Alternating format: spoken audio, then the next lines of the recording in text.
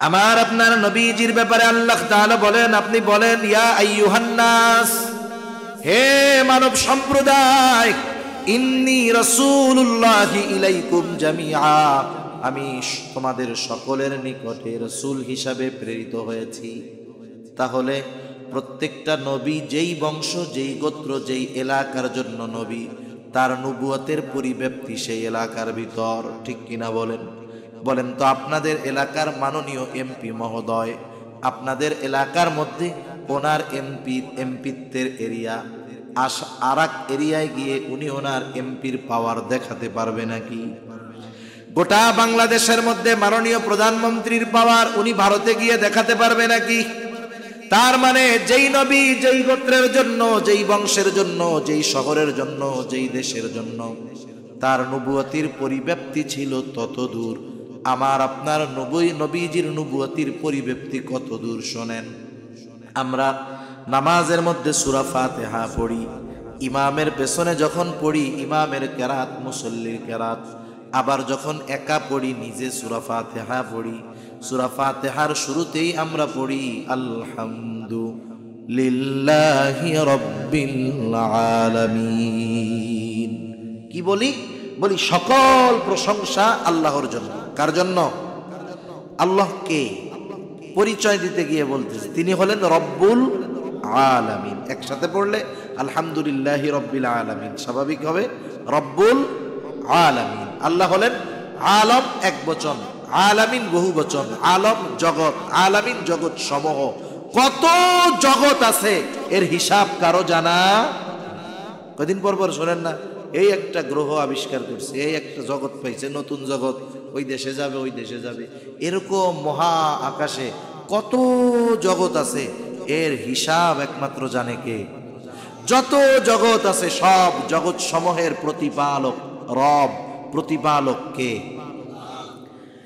ওই আল্লাহ বলতেছে, যেই আল্লাহ জগৎ সমূহের প্রতিপালক, ওই রব আল্লাহ তাআলা আমার আপনার নবীর ব্যাপারে বলতেছেন ওয়ামা আরসালনাকা ইল্লা রাহমাতাল লিল আলামিন।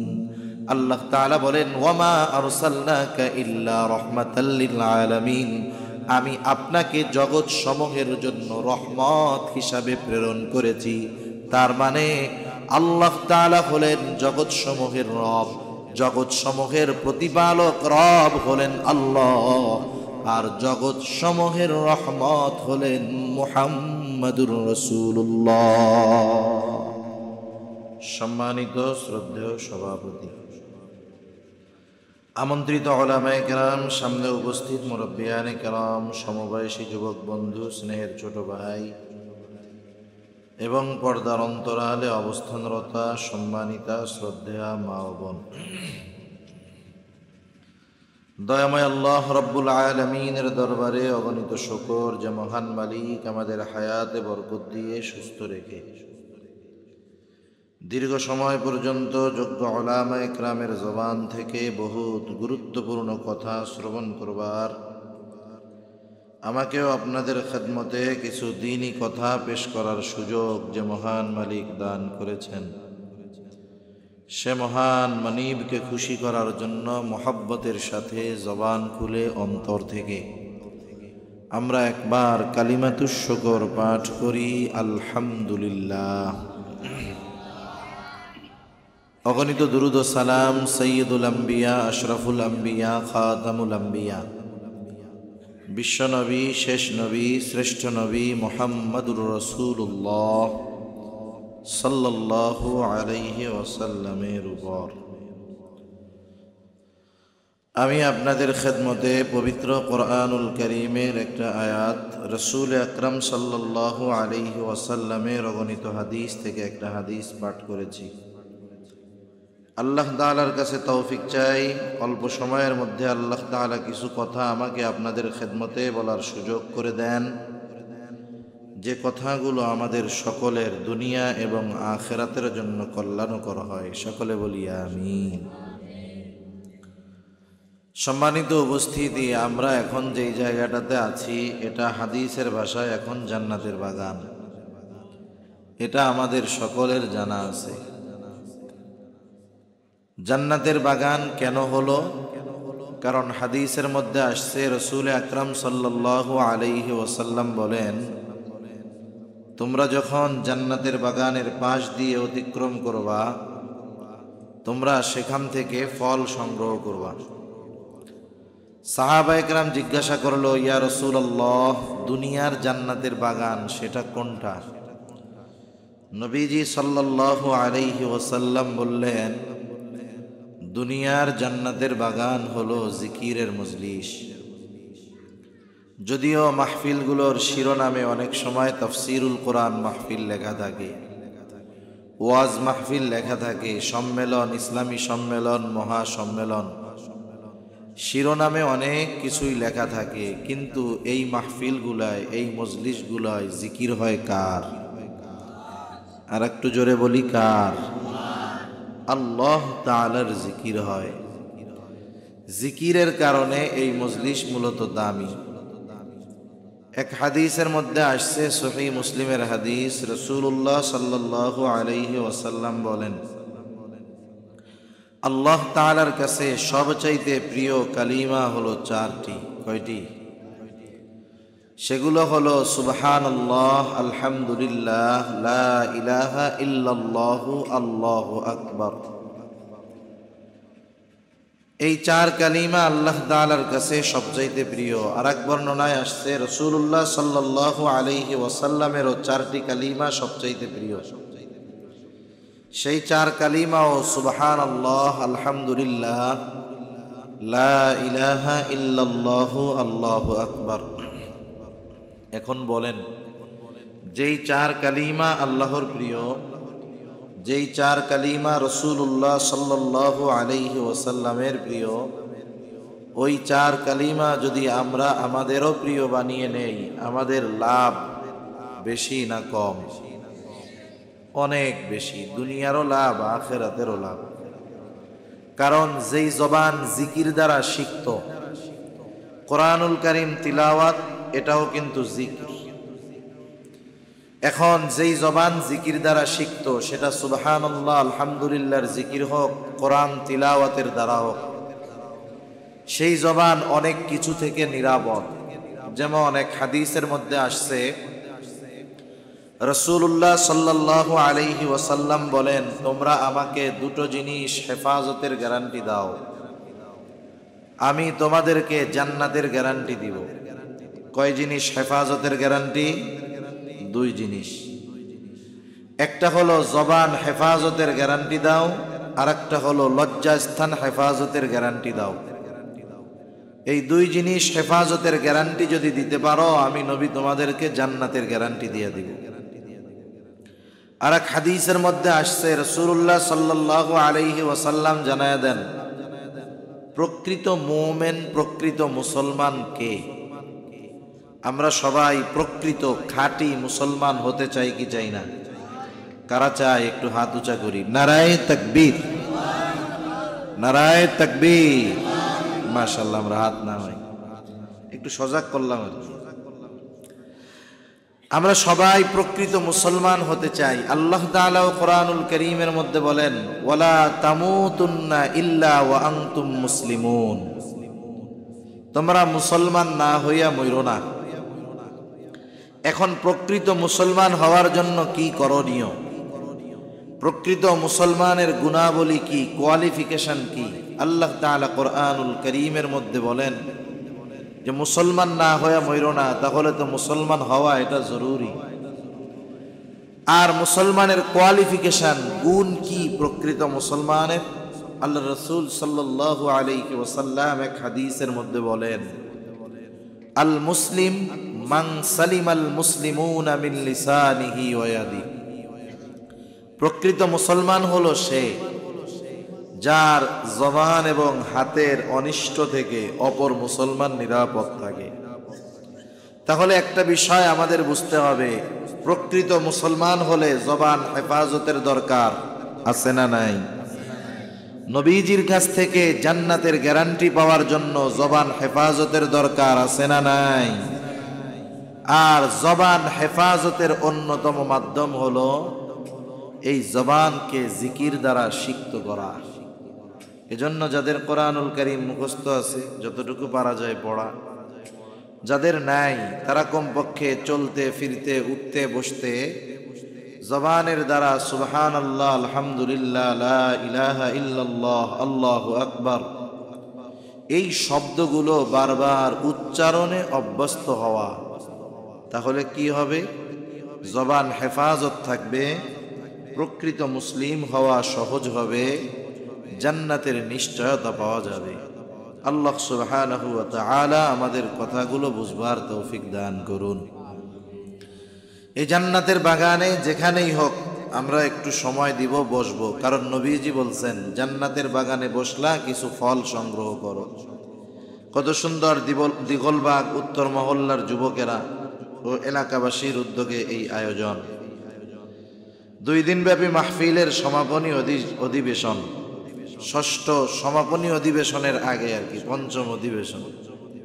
তা আমি আপনাদের খেদমতে যে আয়াত তিলাওয়াত করেছি, আমার জন্য বিষয় নির্ধারণ করা হয়েছে মহানবী সাল্লাল্লাহু আলাইহি ওয়াসাল্লামের মহান চরিত্র ও আদর্শ। দুনিয়ার মধ্যে আমরা যদি আমাদের চারিত্রিক সনদ সার্টিফিকেট আনতে যাই, মাঝে মধ্যে লাগে না?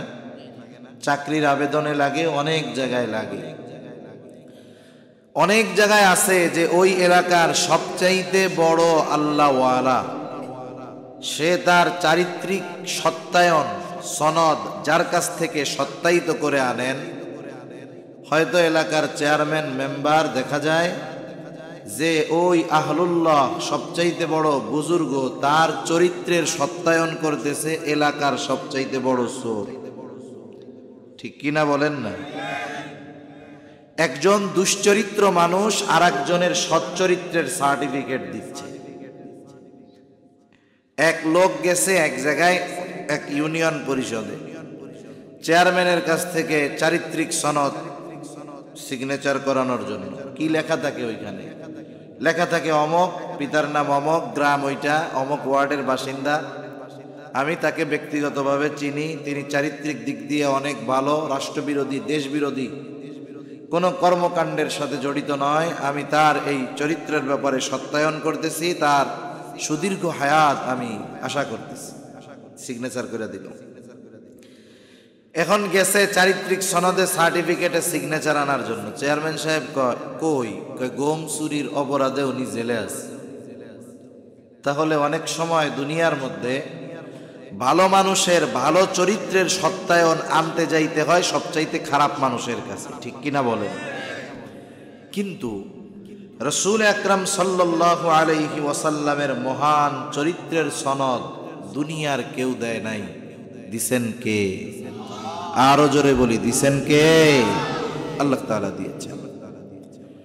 রাসূল আকরাম সাল্লাল্লাহু আলাইহি ওয়াসাল্লামের চরিত্রের ব্যাপারে একটা কথাই যথেষ্ট। আল্লাহ তাআলা বলেন, ওয়া ইন্নাকা লাআলা খুলুকিন আযীম, আমি আপনাকে মহান চরিত্রে অধিষ্ঠিত করেছি। সুবহানাল্লাহ।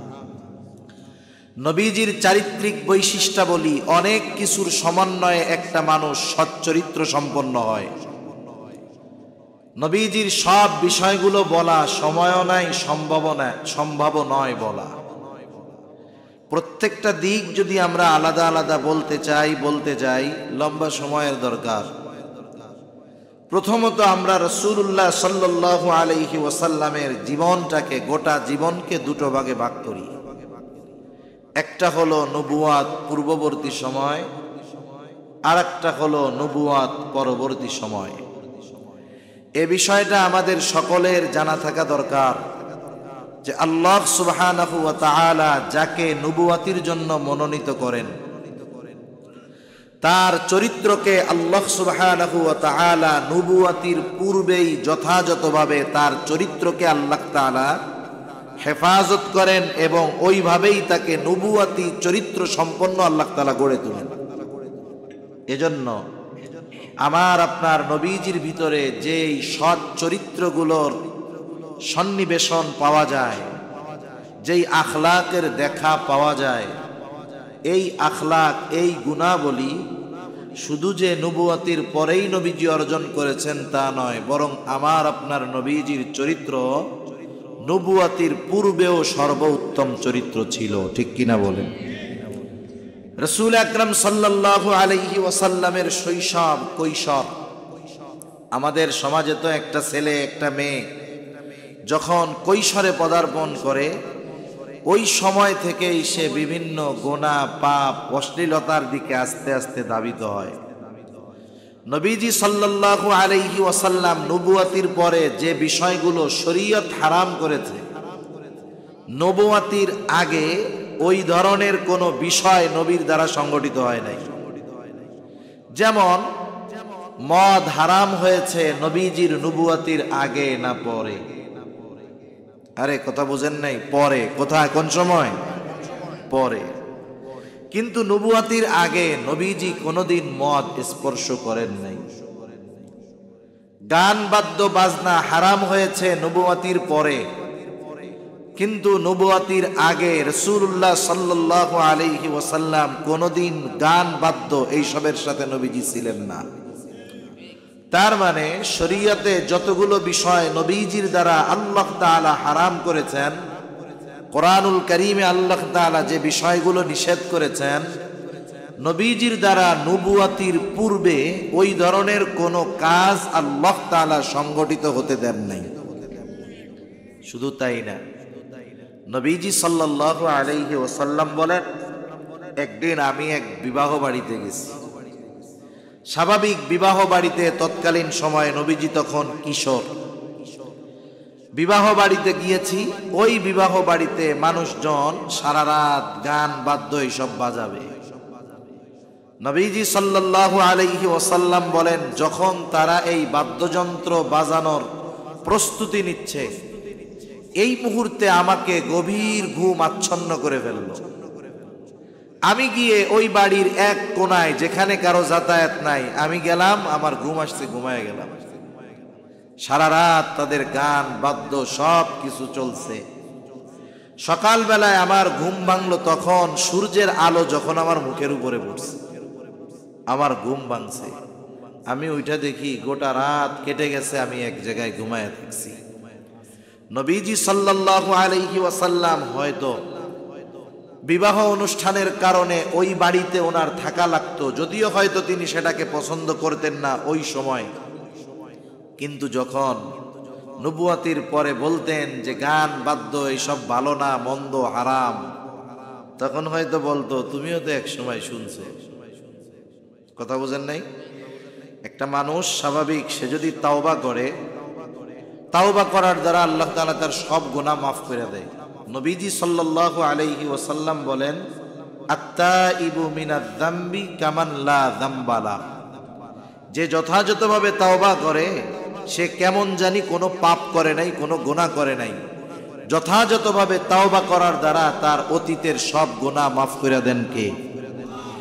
ওই রকম একটা লোক যে খাঁটিভাবে তাওবা করছে, এই লোকটা যদি তাওবা করার আগে যেই কাজগুলো করত, মনে করেন গান বাদ্য নাচ গানের সাথে সে থাকতো, এখন তাওবা করছে আর এগুলোর মধ্যে সে নাই। অনেক সময় দেখবেন সে তো এখন ভালো, গান বাদ্য হবে, বলতেছে ভাই গান ভালো কাজ না, এসব হারাম কাজ, আল্লাহ বেজার হয়। সে তো তার দিল থেকে আবেগ নিয়ে বলবে, আর ওই জায়গার অনেক মানুষ বলবে, দেখ বুজুর্গ সাজতেছে।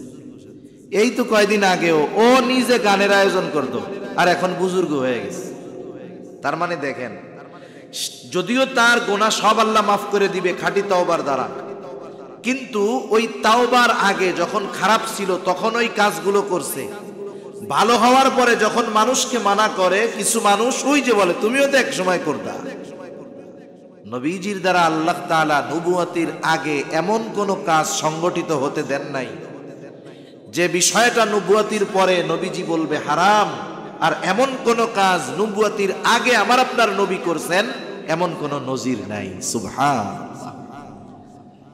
তাহলে দেখেন, নবীজিকে আল্লাহ তাআলা এই গান বাদ্য এসব থেকে কুদরতিভাবে হেফাজত করছেন। ইসলামী শরীয়ত কি বলে? যে পুরুষ তার সতর ঢেকে রাখবে, সতর ঢাকা ফরজ, নাভি থেকে নিয়ে হাঁটু ঢেকে রাখতে হবে। কিন্তু আফসোসের কথা কি বলবো, আমাদের মুসলমান সমাজের ছেলেরাও, ভালো নামাজি ছেলেরাও প্যান্ট পরে একেবারে এই দুই পাশে দুইটা হাড্ডি আছে, এই জায়গায় ওই হাড্ডির ওইখানে গিয়ে ঠেকে, নাভির 4-5 ইঞ্চি নিচে গিয়ে তার প্যান্ট পরে থাকে। 1 ইঞ্চির জন্য গোপন জায়গার পশম দেখা যায় না। নামাজের মধ্যে সেজদায় যায় আমাদের সন্তানেরা, গেঞ্জি টি শার্ট পরে শর্ট, নামাজের মধ্যে তার লজ্জাস্থান বের হয়ে যায়। নামাজ তো থাকেই না, ওযুও থাকে না, বের হয়ে যাচ্ছে। অথচ দেখেন পোশাক পরার ক্ষেত্রে তাদের কোনো সতর্কতা নাই, বরং কি করে, নাভির থেকে নামায়, টাকনুর থেকে নিচের দিকেও নামায়। এই ধরনের পোশাক শরীয়ত সমর্থিত নয়। তা যাই হোক, ইসলামের নিয়ম হলো ফরজ ঢাকা কতটুকু, সতর ঢাকা এটা ফরজ। জাহেলিয়াতের সময়, ওই সময়ে কিন্তু হজ ছিল, হজ, ওই সময় মানুষ হজ করত, ওরাও আল্লাহর ঘর তাওয়াফ করত। কেমনে করতো জানেন?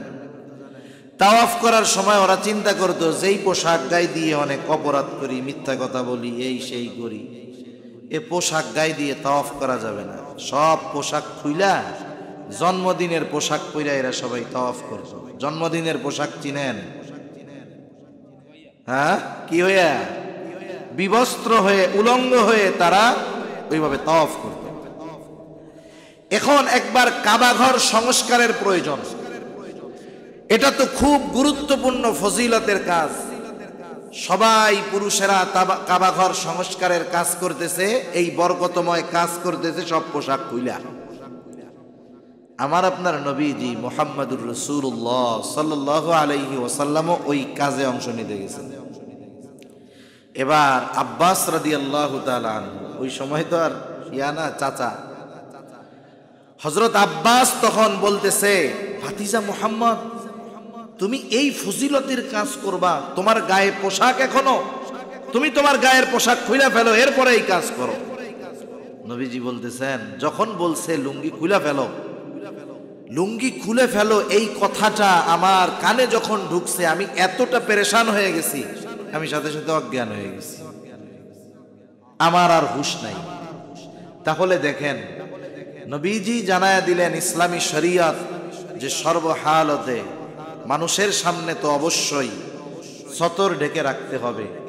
নবীজির দ্বারা আল্লাহ তাআলা কোনোদিন এমন কাজ করার নাই যাতে তার সতর খোলা রাখতে হয়। সুবহানাল্লাহ। এইভাবে আল্লাহ তাআলা আমার আপনার নবীকে প্রত্যেকটা বিষয় থেকে নবুয়তের আগে হেফাজত করছেন। আমার আপনার নবীজির উপাধি দিয়েছে কাফেররা, সত্যবাদী, আমানতদার। এ উপাধি যে নবীজি নবুয়তির পরে পাইছেন, বা এই গুণটা নবীজি যে নবুয়তির পরে অর্জন করেছেন তা নয়, বরং আমার আপনার নবীজিকে সত্যবাদী, আমানতদার উপাধি দিয়েছে কাফেররা। সুবহানাল্লাহ। কোরআনুল কারীমে আমার আপনার নবীজির চারিত্রিক সত্যায়ন করার আগে মক্কার কাফেররা আমার আপনার নবীজির চারিত্রিক সত্যায়ন করেছে। সুবহানাল্লাহ বলেন। কারণ শত্রুর মুখ দিয়ে প্রশংসা বের হওয়া এটা বড় কঠিন জিনিস। মানুষের সাথে মানুষের শত্রুতা তো এমন হয় যে শত্রু যদি দুনিয়ার সর্বশ্রেষ্ঠ বুজুর্গ হয়, ওর চোখে ওইটা হলো শয়তান, ঠিক কিনা বলেন? কিন্তু কাফেররা আমার আপনার নবীজির চারিত্রিক বৈশিষ্ট্যের ব্যাপারে কোনোদিন সমালোচনা করতে পারে নাই। নবীজির কাছে আমার আপনার নবীজির কাছে কাফেররা নবুয়তির পূর্ব থেকেই আমানত রাখত। নবীজি ছিলেন আমানতদার, আল আমিন, বিশ্বস্ত, সত্যবাদী। রাসূল সাল্লাল্লাহু আলাইহি ওয়াসাল্লাম যখন নবুয়তির পর 3 বছর গোপনে দাওয়াত দিয়েছেন। কয় বছর? 3 বছর। আল্লাহ তাআলা এবার জানায়া দিলেন, এবার আর গোপনে হবে না, এবার নিকটস্থ আত্মীয় স্বজন তোমার যারা আছে এদেরকে প্রকাশ্যে তুমি দ্বীনের দাওয়াত দিবা। তৎকালীন সময়ের আরবের নিয়ম ছিল, একটা পাহাড় ছিল আবু কুবাইস পাহাড়। ওই সময় যদি আরবের মধ্যে কোনো মানুষ বিপদে পড়ত, আবু কুবাইস পাহাড়ের উপরে উঠে মানুষদের কাছে সাহায্য চাইত। ওই পাহাড়ে উঠে যদি কেউ সাহায্যের জন্য আহ্বান করত, এতটা গুরুত্ব দেওয়া হতো যে একজন অপরিচিত ভিনদেশী যাকে কেউ চিনে না, ওই রকম একজন মানুষও যদি ওই পাহাড়ের উপরে উঠে আরবদের কাছে সাহায্য চাইতো, ব্যক্তিকে পরিচয় কি তা তারা জানার চেষ্টা করতো না, বরং ওই পাহাড়ের গুরুত্ব দিয়ে যেই হোক তার সাহায্যার্থে আরববাসী ছুটে আসতো। এখন নবীজি সাল্লাল্লাহু আলাইহি ওয়াসাল্লাম চিন্তা করলেন, যেহেতু এই কাজটা সবচাইতে গুরুত্বপূর্ণ একটি বিষয়, এবার ওই পাহাড়ে নবীজি উঠলেন। যেখানে একজন গুরুত্বহীন অপরিচিত ব্যক্তিও যদি উঠে কোনো কথা বলে, সব মানুষ শোনার জন্য হাজির হয়। আর আজকে ওই পাহাড়ের উপরে উঠছে আল আমিন, সকলের পরিচিত আস্থাভাজন, স্নেহের পাত্র, ভালোবাসার পাত্র আল আমিন উঠছে। সব হাজির, একবারে সব চলে আসছে পাহাড়ের সামনে, তলে পাদদেশে। নবীজি সাল্লাল্লাহু আলাইহি ওয়াসাল্লাম এবার বলতেছেন, শোনো। প্রশ্ন করতেছে তারা, ও মুহাম্মদ, কেন আমাদেরকে তুমি এখানে একত্রিত করছো, কেন ডাকছো? নবীজি এবার বলতেছে, শোনো, আমি যদি তোমাদেরকে এই খবর দেই, এই পাহাড়ের পাদদেশে অপর প্রান্তে একদল সৈন্য, ঘোড়া সাওয়ার সৈন্য তোমাদের উপরে আক্রমণ করার জন্য অপেক্ষা করতেছে, তোমরা বিশ্বাস করবা নাকি? একেবারে সমস্বরে একসাথে সবাই বলতেছে, মুহাম্মদ, অবশ্যই তুমি যদি আমাদেরকে এই খবর দাও, অবশ্যই আমরা তোমার এই কথাকে বিশ্বাস করব। কেন করব না? কারণ ও মুহাম্মদ, ইতিপূর্বে আমরা তোমাকে কখনো মিথ্যাবাদী হিসাবে পাই নাই। আজকে থেকে নিয়ে ইতিপূর্বে পেছনের জিন্দেগিতে তোমাকে কখনো আমরা মিথ্যাবাদী হিসাবে পাই নাই। কাফেররা নবীজির সত্যবাদিতার সত্যায়ন এইভাবে করেছে যে গোটা হায়াতে আমরা তোমাকে একবারও মিথ্যা কথা বলেছো এমনটা পাই নাই। শুধু তাই না, নবীজি সাল্লাল্লাহু আলাইহি ওয়াসাল্লামের এই সত্যবাদিতা, সাথে সাথে আমানতদারিতা, নবীজির আমানতদারিতার ব্যাপারে অমুসলিমেরা লিখতেছে যে মুহাম্মদ এতটা আমানতদার ছিল যে তার কাছে তার শত্রু কাফেররাও নির্দ্বিধায় আমানতের বস্তু রাখত। এই গুণ যে নবীজির নবুয়তির আগে ছিল তা না, বরং নবুয়তির পূর্বেই নবীজি পরিপূর্ণ আমানতদার ছিলেন।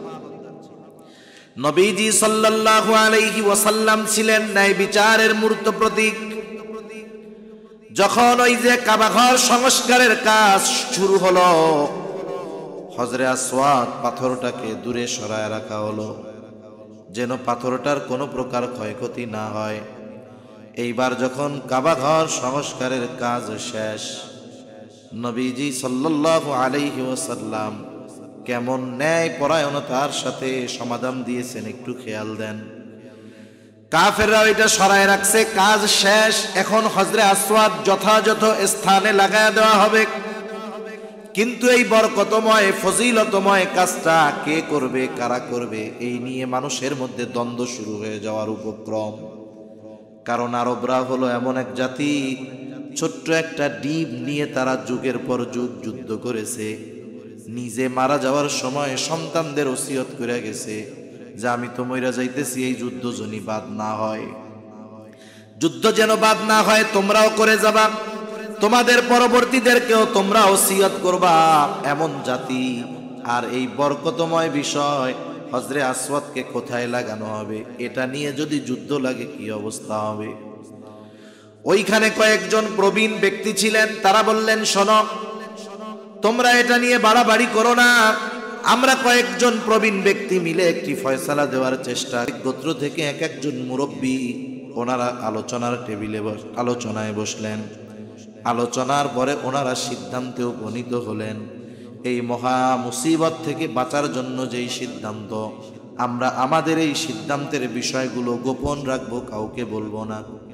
সিদ্ধান্ত হলো আমরা এই কয়েকজন খেয়াল রাখবো যে আগামীকাল সকালবেলায় সর্বপ্রথম কে বাইতুল্লাহ প্রবেশ করে, যে আগে আসবে তার কাছে আমরা আমাদের সমস্যা তুলে ধরব, সাথে সাথে সে যা সমাধান দিবে সেটা আমরা মেনে নিব। ওই কয়েকজন একমত। এবার ওই কয়েকজন মিলে লুকায় অপেক্ষা করতেছে কে আসে, কার দ্বারা আমাদের এই সিদ্ধান্ত, একটা সিদ্ধান্তে পৌঁছানো যাবে, এই আসন্ন যেই যুদ্ধ সেটা থেমে যাবে। সবাই চাতক পাখির ন্যায় তাকায় আছে। হঠাৎ করে তারা দেখে দূর থেকে একজন মানুষ আস্তে আস্তে কাবার দিকে, বাইতুল্লাহর দিকে আসতেছে। যখন আরো কাছে আসলো, এইবার তার চেহারাটা তাদের সামনে স্পষ্ট হয়ে গেল। সকলে একসাথে আনন্দে বলে উঠতেছে, হায় রে, এ দেখি আমাদের আল আমিন। সুবহানাল্লাহ। নবীজির আগমন, তখন তো নবুয়ত পান নাই, তারা এতটা আনন্দিত, সকলে গিয়ে বলতেছে, আল আমিন, আজকে তুমি আমাদের এই সমস্যার সমাধান করে দাও। নবীজি সব কথা শুনলেন, এরপরে বললেন, আপনারা বড় একটা রুমাল নেন, রুমাল। এইবার ওই রুমালের উপরে পাথরটাকে বসায় দেওয়া হলো। তিনি বললেন, প্রত্যেক গোত্র থেকে এক একজন প্রতিনিধি রুমালের এক এক জায়গায় ধরবে। এইবার সবাই মিলে ধরে সুন্দর মতো একবারে কাবার কাছে নিয়ে যাওয়া হলো। এইবার নবীজি নিজে হাতে পাথরটা উঠায় জায়গা মতো লাগায় দিলেন। সকলে খুশি হয়ে গেল, সকলেই বরকতের ভাগীদার হলো। আসন্ন বড় একটা বিপদ থেকে আরববাসী বেঁচে গেল। এই যে নবীজির তীক্ষ্ণ বুদ্ধি, নবীজির যে ন্যায় পরায়ণতা, নবীজির যেই ইনসাফ, নবীজির যেই সত্যবাদিতা, নবীজির যেই আমানতদারিতা, এটা নবুয়তির পরে হইছে তা নয়, বরং এটা নবুয়তির আগেই ছিল। ঠিক কিনা বলেন? সাধারণভাবে আমরা যারা যুবক আছি, এখন যারা যুবক আছে, যারা বৃদ্ধ হয়ে গেছেন, ভালো মানুষ, আমাদের যৌবনকালে কিছু না কিছু গোনাহ পাপ থেকে থাকে। কিন্তু রাসূল আকরাম সাল্লাল্লাহু আলাইহি ওয়াসাল্লামের যৌবনকালকে আল্লাহ সুবহানাহু ওয়া তাআলা এমন ভাবে হেফাজত করেছেন যে গোটা যৌবনটা আল্লাহর রাসূল সাল্লাল্লাহু আলাইহি ওয়াসাল্লামের একেবারে স্বচ্ছ, কোন প্রকার পাপ সংশয় মুক্ত এক যৌবনকাল নবীজির ছিল। সুবহানাল্লাহ। ওই সময় নবীজির চরিত্রকে আল্লাহ তাআলা এমন ভাবে হেফাজত করেছেন। এজন্যই তো যখন নবীজি নবুয়তের দাওয়াত দেওয়া শুরু করলেন, তাওহীদের দাওয়াত, কাফেররা নবীজির বিরোধিতা করত, ঠিক কোনদিন এ কথা বলতে পারে নাই যে মুহাম্মদ যৌবনকালে এই গুনাহটা করছে, কিশোরকালে এই গুনাহটা করছে, এই অপরাধটা করছে। এমন কোন বিষয় মক্কার কাফেররা আমার আপনার নবীজির ব্যাপারে বলতে পারে নাই। অথচ অতীতের অনেক নবীজির ব্যাপারে চারিত্রিক অপবাদ দেওয়ার অপচেষ্টা তার উম্মতেরা করছে। যেমন হযরত মূসা আলাইহিস সালাম জলিলুল কদর পয়গম্বর, কারুন যখন অনেক সম্পদের মালিক, হযরত মূসা আলাইহিস সালাম কারুনকে বললেন, কারুন, তুমি তোমার সম্পদের যাকাত দাও, যাকাত। কারুন তো সম্পদের যাকাত দিলই না। মূসা নবীর মুখ কেমনে বন্ধ করা যায়, এই জন্য সে অপচেষ্টা শুরু করলো। সে একজন দুশ্চরিত্রা নারীকে ভাড়া করলো, তাকে বলল, শোনো, তোমার কাজ হলো তুমি মানুষের সামনে মূসা আলাইহিস সালামের ব্যাপারে জিনার অপবাদ দিবা। নাউযুবিল্লাহ। রাসূলুল্লাহ সাল্লাল্লাহু আলাইহি ওয়াসাল্লামের চারিত্রিক বৈশিষ্ট্য কেমন দেখেন। কারুন মূসা আলাইহিস সালামের দুশমন, মূসা আলাইহিস সালামকে জিনার অপবাদ দেওয়ার মতো অপচেষ্টা করেছে। যদিও এই কারণে কারুনের উপরে আল্লাহ তাআলা গোসা হয়েছেন, গজব দিয়েছেন, কিন্তু কাফেররা আমার আপনার নবীজির বিরোধিতা করেছে ঠিক, কিন্তু আমার আপনার নবীজির ব্যাপারে চারিত্রিক অপবাদ দেওয়ার কোনো দুঃসাহস করেন নাই। কাফেররা নবীজির ব্যাপারে তিনটা কথা বলতো। কয়টা কথা? তিনটা কথা। একটা বলতো সে হলো পাগল, কি বলতো? দ্বিতীয়তে বলতো সে হলো জাদুকর, কি বলতো? তৃতীয়তে বলতো সে হলো একজন কবি, কি বলতো? জাদুকর, পাগল, কবি, এই তিনটা বিষয় বলতো। বলেন, এই তিনটা বিষয় কেউ যদি হয়ও এটা তার চারিত্রিক বিষয়ের সাথে সম্পর্কিত নয়। কাফেররা এতটুক বলতো নবীজির থেকে মানুষদেরকে দূরে সরানোর জন্য, কিন্তু তারা তো সরাইতে পারে নাই, বরং এতটুক অপবাদ দিয়েছে তাতেই মানুষ আরো আগ্রহ ভরে নবীজির কাছে গেছে, ঠিক কিনা বলেন? কিন্তু আফসোস কি বলবো ভাই, কাট্টা দুশ্মন নবীজির, যারা নবীজির চারিত্রিক বৈশিষ্ট্য নিয়ে অপবাদ দেওয়ার কোনো দুঃসাহস করে নাই, বরং আপনারা জেনে থাকবেন যখন আবিসিনিয়ায় হিজরত করেছে মুসলমানেরা, কাফেররা পাঠায় দিয়েছে আবু সুফিয়ান তখনও ঈমান আনে নাই, পাঠায় দিয়েছে যে যাও ওই আবিসিনিয়ার বাদশাহ হাবশার বাদশার কাছ থেকে মুসলমান যারা হিজরত করে গেছে তাদের ফিরায় আনো, যায়া বলবা ওরা দেশদ্রোহী ধর্মত্যাগী, এই কথাগুলো যায়া বলবা। এইবার যখন গেছে ওইখানে গিয়ে লম্বা হাদিস, আবু সুফিয়ান পর্যন্ত নবীজির ওই উত্তম চরিত্রের সত্যায়ন করতে বাধ্য হয়েছে, ঠিক কিনা বলেন? কিন্তু আফসোস আমাদের দেশেও আছে মুসলমানের ঘরে জন্ম নিয়ে নবীজি সাল্লাল্লাহু আলাইহি ওয়াসাল্লামের চারিত্রিক ব্যাপারে আঙ্গুল তোলার সাহস কাফেররা করে নাই, কিন্তু বর্তমান দুনিয়ার কিছু মুসলমান নামধারী নাস্তিক এগুলো নবীজির ব্যাপারে করে, ঠিক কিনা বলেন? অনেক বিষয় বলে, এর মধ্যে একটা বিষয় বলি, নবীজি সাল্লাল্লাহু আলাইহি ওয়াসাল্লামের ব্যাপারে খাদিজা রাদিয়াল্লাহু তাআলা আনহার সাথে বিবাহের ব্যাপারে তারা বলে যে মুহাম্মদ যদি এতই যোগ্যতা সম্পন্ন হতো তাহলে খাদিজার মতো বৃদ্ধাকে কেন বিবাহ করছে মুহাম্মদ? তার মানে তার মধ্যে সম্পদের লোভ ছিল, নাউজুবিল্লাহ। নবীজির ব্যাপারে এটা একটা অপবাদ, কিন্তু এর বাস্তব ইতিহাস হলো রাসূলুল্লাহ সাল্লাল্লাহু আলাইহি ওয়াসাল্লাম হযরত খাদিজাতুল কুবরা রাদিয়াল্লাহু তাআলা আনহার ব্যবসার দেখাশোনার দায়িত্ব নিলেন। যখন খাদিজা রাদিয়াল্লাহু তাআলা আনহা আমার আপনার নবীজিকে ব্যবসার কিছু মাল দিয়ে বাণিজ্যের জন্য পাঠাইলেন, খাদিজা রাদিয়াল্লাহু তাআলা আনহা নবীজির সফর সঙ্গী হিসাবে তার একজন গোলামকে দিয়েছিলেন, গোলাম তার নাম হলো মাইসারা। এনাকে বলা হতো খাদিজার চোখ। খাদিজার এত বিশ্বস্ত ছিল ওই মাইসারা, এজন্য তাকে বলা হতো খাদিজার চোখ।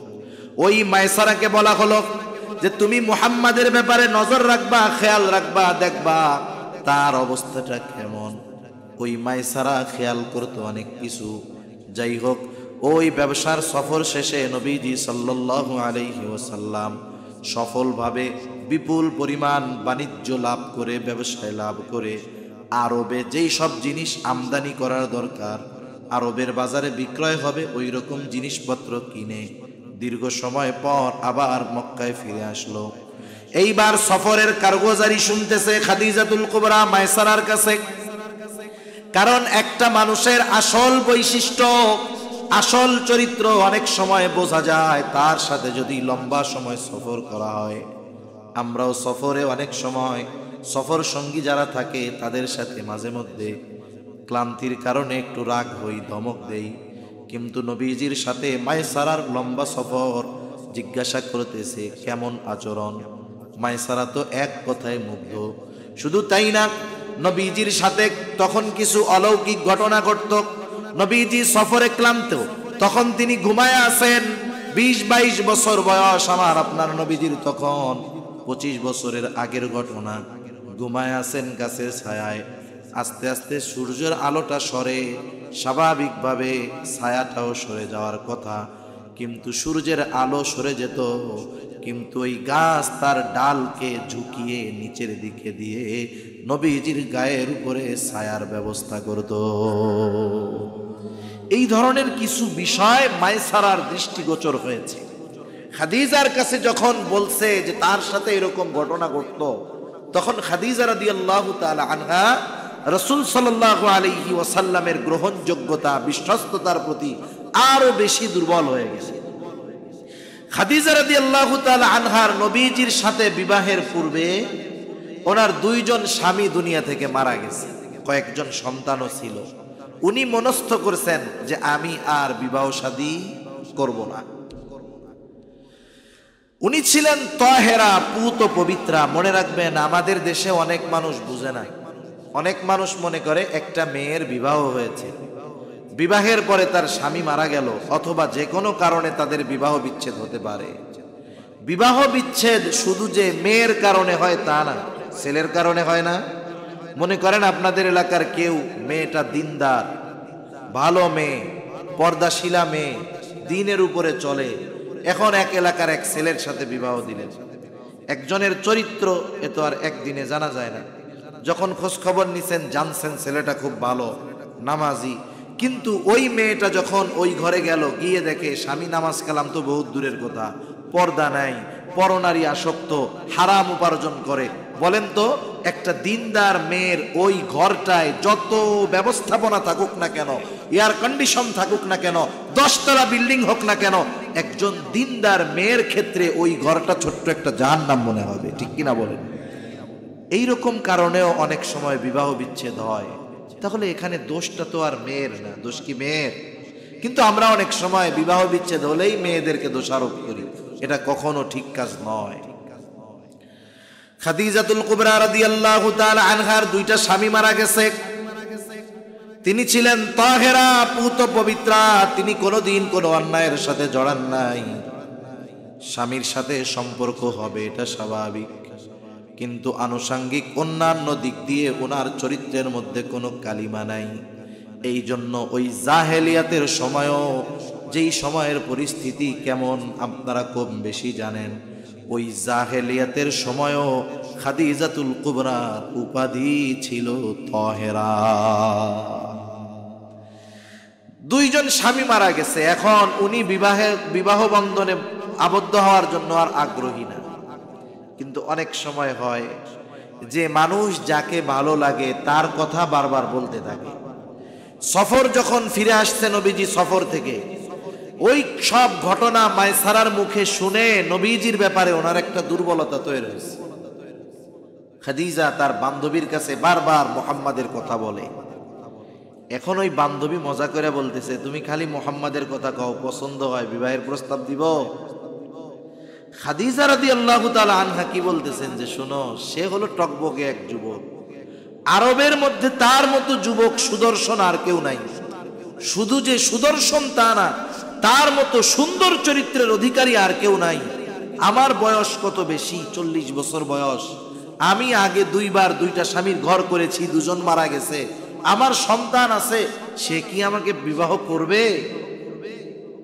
এইবার ওই মহিলাটা, মেয়েটা বলতেছে, আমি প্রস্তাব দিয়ে দেখি তাহলে। খাদিজা রাদিয়াল্লাহু তাআলা আনহা তখন বলছেন, শোনো, তুমি প্রস্তাব দিতে পারো, তবে আমার বিষয়টা তোমাকে গোপন রাখতে হবে, কারণ মুহাম্মদ যদি আমার প্রস্তাব ফিরিয়ে দেয় আমি লজ্জা পাবো, আমি লজ্জিত হব, তুমি এটা গোপন রেখো। এইবার বলছে ঠিক আছে।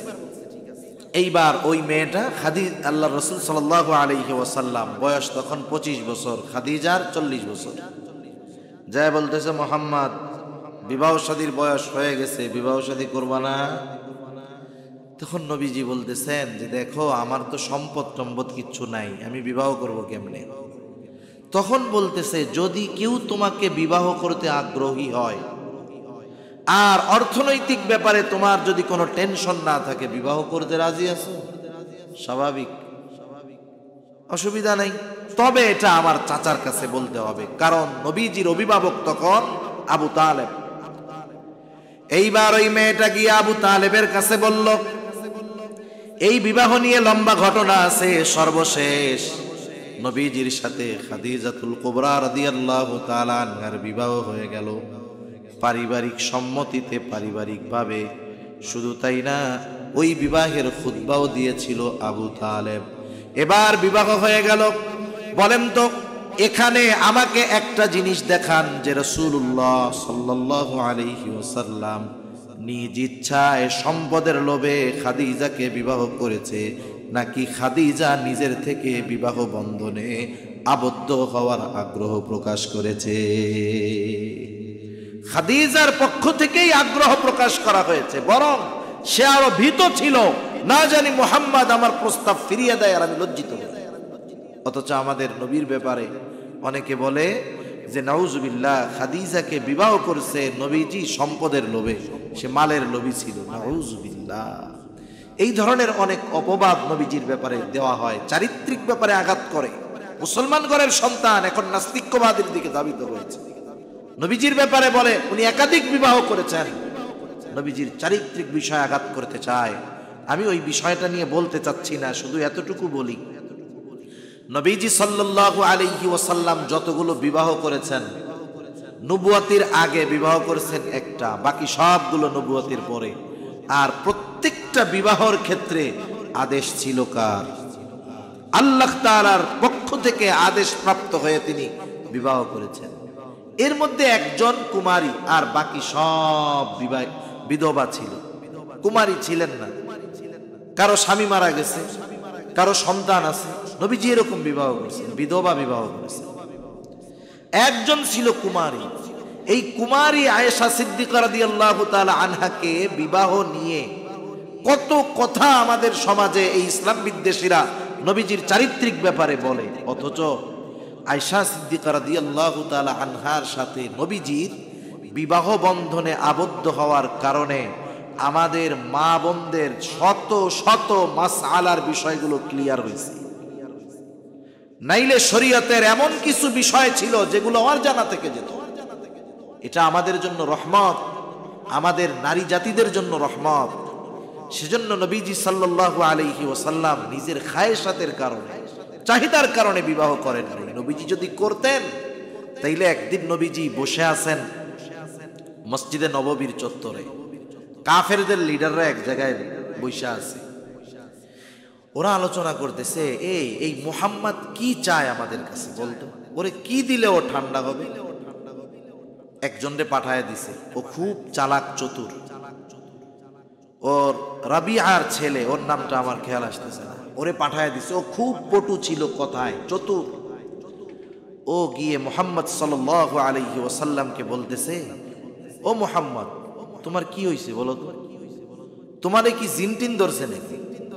যদি তোমাকে জিনটিন ধরে বলো, আমরা তাইলে সবাই মিলে খরচ উঠায়া তোমার চিকিৎসার ব্যবস্থা করব। যে বলতেছে না আমার জিনটিন ধরে নাই, তাইলে তুমি কি ক্ষমতা চাও? ক্ষমতা যে তুমি গোটা আরবের সবার উপরে নেতৃত্ব দিবা, নেতা হবা, যার জন্য তুমি এমন করতেছ, বাপদাদার ধর্মকে তুমি মিথ্যা বলতেছ, নতুন ধর্মের দিকে আহ্বান করতেছ, তুমি কি নেতৃত্ব চাও? তাইলে বলো, আমরা তোমাদেরকে আমাদের সকলের নেতা বানায় দিব। নবীজি বললেন না, নবীজি কিছু বলেন না, আমি চুপ করে আছি। এরপরে বলতেছে, তুমি কি সম্পদ চাও? সম্পদ, যার কারণে তুমি এমন করতেছ। যদি তুমি সম্পদের জন্যই করে থাকো বলো, আমরা সকলে মিলে তোমাকে এমন সম্পদের মালিক বানায় দিব, তোমার মতো সম্পদের মালিক গোটা আরবে আর কেউ থাকবে না। দেখেন, তুমি কি চাও যে সুন্দরী স্ত্রী চাও? তাহলে আমাদের ঘরের দরজা খোলা, তোমার যাকে পছন্দ হয়, যতজন পছন্দ হয় তুমি নিয়ে সংসার করো, তোমার কাছে রাখো, এরপরেও তুমি ওই কাম কইরো না। যেই নবীকে কাফেররা এরকম প্রস্তাব দিল, সেই নবী যদি চাইতেন তিনি তো কুমারী মেয়ে বিবাহ করতে পারতেন। তাহলে যারা নবীজির চারিত্রিক বৈশিষ্ট্যের দিক দিয়ে বলে নবীজি খায়েশাতের কারণে বিবাহ করছে, এরা নিঃসন্দেহে নবীজির দুশমন, আল্লাহর দুশমন। ঠিক কিনা বলেন? রাসূল সাল্লাল্লাহু আলাইহি ওয়াসাল্লামের চারিত্রিক বৈশিষ্ট্যের উপরে কথা বলার আগে চিন্তা করার দরকার। তা সম্মানিত উপস্থিতি, যে কথা বলতে চাচ্ছিলাম যে নবীজি সাল্লাল্লাহু আলাইহি ওয়াসাল্লামকে আল্লাহ তাআলা নবুয়তির পূর্বে তার চারিত্রিক বৈশিষ্ট্যগুলোর উপরে জেনেও কেউ কোনো প্রশ্ন না করতে পারে, এজন্য নবীজিকে আল্লাহ তাআলা এভাবে হেফাজত করছেন।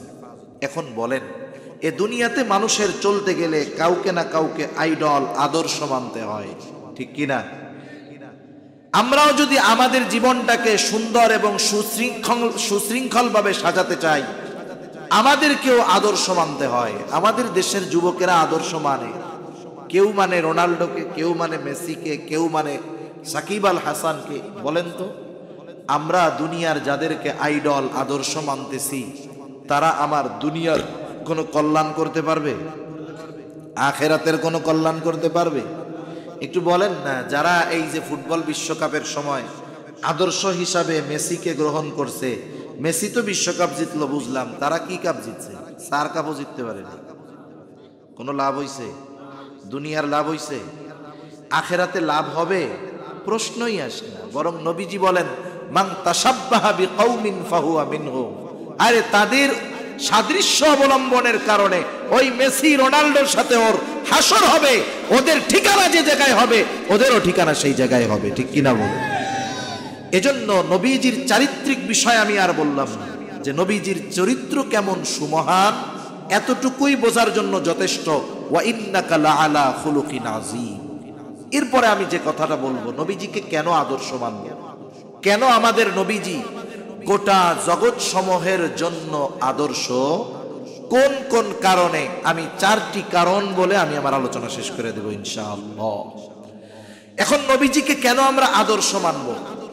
4টি বৈশিষ্ট্য যার মধ্যে থাকবে, 4টি গুণ যার মধ্যে থাকবে, সে গোটা বিশ্ববাসীর জন্য আদর্শ অনুসরণীয় হতে পারে।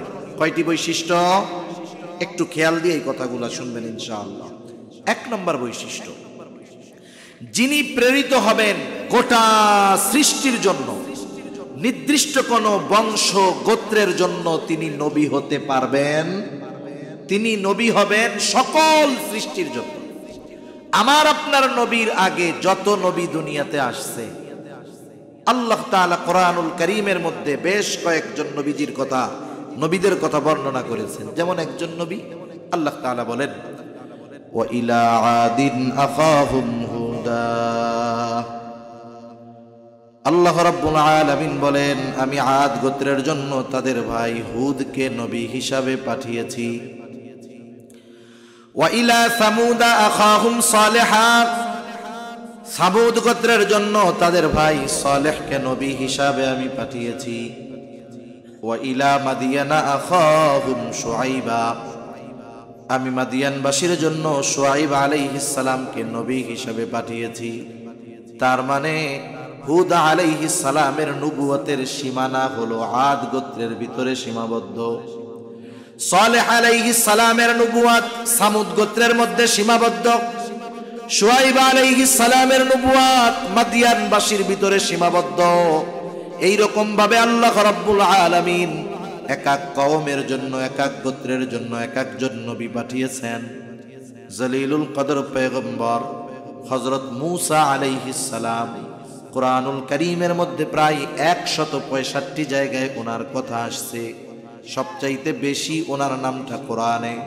এই মূসা আলাইহিস সালাম কত জলিলুল কদর পয়গম্বর, সরাসরি আল্লাহ তাআলার সাথে তিনি কথা বলতেন।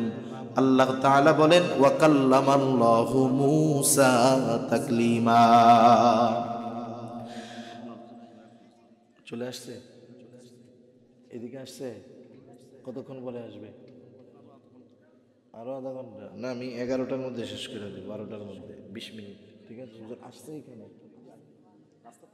আচ্ছা। ওয়া কাল্লামাল্লাহু মূসা তাকলিমা। আল্লাহ রাব্বুল আলামিন সরাসরি মূসা আলাইহিস সালামের সাথে কথা বলতেন। কত জলিলুল কদর পয়গম্বর, কিন্তু তিনি গোটা বিশ্ববাসীর জন্য নবী ছিলেন না, বরং তিনি নবী ছিলেন বনি ইসরাইলদের নবী। হযরত ঈসা আলাইহিস সালাম আল্লাহ রাব্বুল আলামিনের এক কুদরত। আল্লাহ সুবহানাহু ওয়া তাআলা পিতাবিহীন হযরত ঈসা আলাইহিস সালামকে সৃষ্টি করেছেন। উনি কিন্তু সকল মানব জাতির জন্য, সৃষ্টি জগতের জন্য নবী নয়। হযরত আদম আলাইহিস সালাম মুসলিম মিল্লাতের, মুসলিম সমগ্র মানব জাতির পিতা, কিন্তু সমগ্র মানব জাতির জন্য নবী নয়।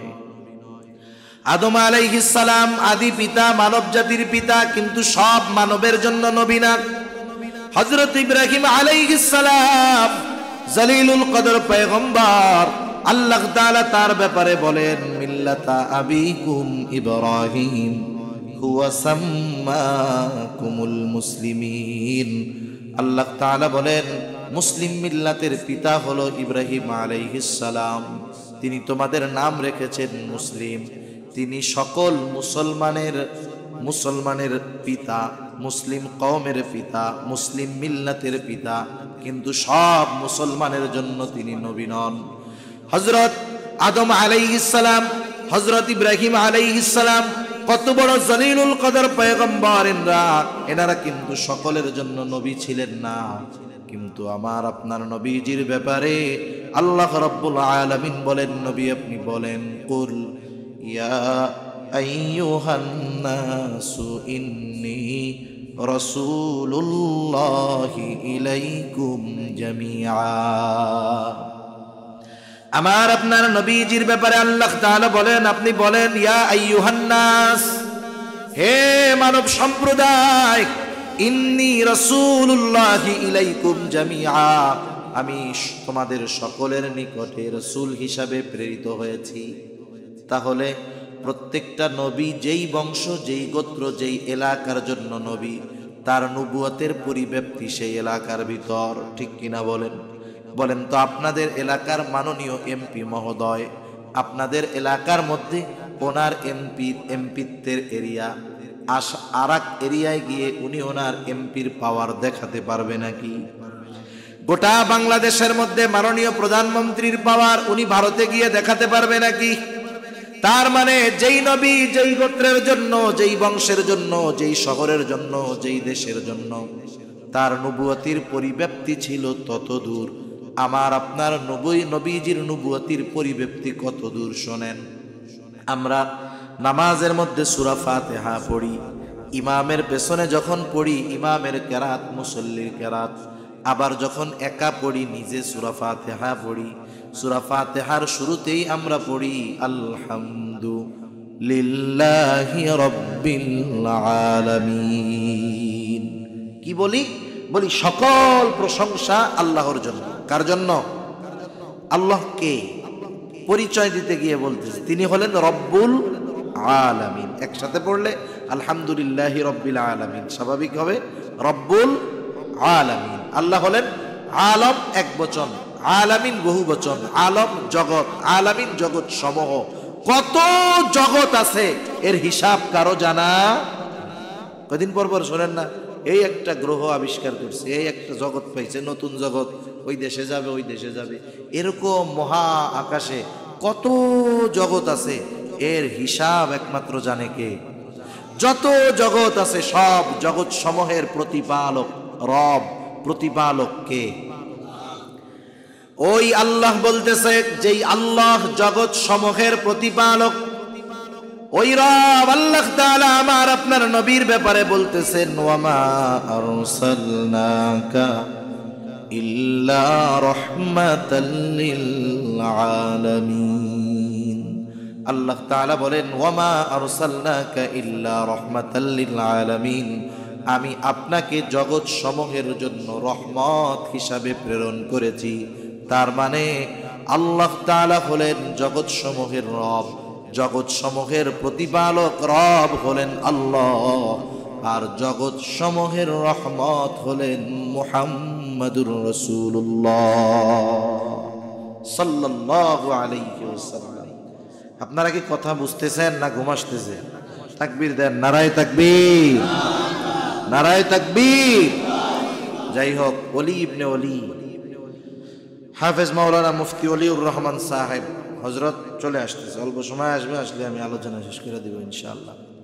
তাহলে দেখেন, আল্লাহ তাআলা তার রুবুবিয়তকে যতদূর পর্যন্ত বিস্তৃত করেছেন, আমার আপনার নবীজির নবুয়তকে আল্লাহ তাআলা ততদূর পর্যন্ত বিস্তৃত করেছেন। সুবহানাল্লাহ। তাইলে আমার আপনার নবী শুধু মানুষের নবী না, ফেরেশতাদেরও নবী। নবী ফেরেশতারা যে জায়গায় আছে, আমার আপনার রবের আল্লাহর রুবুবিয়ত আছে তো ওই জায়গায়। তাইলে যেখানেই নবীজির আল্লাহ তাআলার রুবুবিয়ত, সেখানেই আমার আপনার নবীজির নবুয়ত। সুবহানাল্লাহ। এজন্যই কবি কত সুন্দর কথা বলেন, রুবুবিয়ত খুদা কি হ্যায় জাহাঁ তক, নবুয়তি মুস্তাফা কি হ্যায় ওহা তক। সেজন্য আমি ওই যে বলছিলাম, কেউ যদি বিশ্ববাসীর জন্য আদর্শ হতে চায়, চারটি জিনিস তার মধ্যে দরকার। এক নম্বর যেটা দরকার, তিনি কোনো নির্দিষ্ট জাতি, গোষ্ঠী, বংশের উপরে প্রেরিত হবেন না, তিনি সকলের জন্য প্রেরিত হবেন। বলেন তো, এই প্রথম গুণটা আমার আপনার নবী ছাড়া অন্য কোন নবীর মধ্যে আছে নাকি? আর কারো মধ্যে নাই। আরেকটা জিনিস বুঝতে হবে, এর দ্বারা কিন্তু অন্য নবীকে ছোট মনে করার কোনো সুযোগ নাই। 2 নাম্বার যেই জিনিসটা লাগবে, তার জীবনটা হবে বহুমুখী জীবন এবং প্রত্যেকটা ক্ষেত্রে তিনি সর্বোচ্চ সফল হবেন। আমার আপনার নবীজির পদাচরণা সব জায়গাতেই ছিল। আমার আপনার নবীজি ব্যবসায়ী ছিলেন, আমার আপনার নবীজি রাষ্ট্র পরিচালনা করেছেন, আমার আপনার নবীজি স্বামী ছিলেন, শ্বশুর ছিলেন। এক কথায় যত জীবন ব্যবস্থায় যত জায়গায় নবীজির পদাচারণা ছিল, প্রত্যেক জায়গায় সর্বোচ্চ সফল আমার আপনার নবী ছিলেন। আবার এমন না যে গোটা জিন্দেগিতে শুধু সুখ আছে, কষ্ট নাই। নবীজির জীবনে সুখও ছিল, কষ্টও ছিল, সব কিছু নবীজির জীবনের মধ্যে পাওয়া যাইত এবং প্রত্যেক জায়গায় তিনি সর্বোচ্চ সফল ছিলেন। পৃথিবীর সর্বোচ্চ শ্রেষ্ঠ সফল ব্যবসায়ী আমার আপনার নবী, পৃথিবীর সর্বোচ্চ সফল রাষ্ট্র পরিচালক আমার আপনার নবী, পৃথিবীর সর্বোত্তম সঙ্গী আমার আপনার নবী। প্রত্যেকটা ক্ষেত্রে নবীজির পদাচারণা পাবেন, সাথে সাথে ওই জায়গায় সর্বোচ্চ সফলতাও নবীজির মধ্যে পাওয়া যাবে। এই রকম একজন ছাড়া আর কেউ নাই। 3 নাম্বার, তার মাধ্যমে এমন কিছু জিনিস পূর্ণতা পাবে যা তার পূর্বে কখনো পূর্ণতা পায় নাই। এবার আসেন, আমার আপনার নবীর মাধ্যমে এমন কোন কোন জিনিস পূর্ণতা পাইল যা তার আগে পূর্ণতা পায় নাই?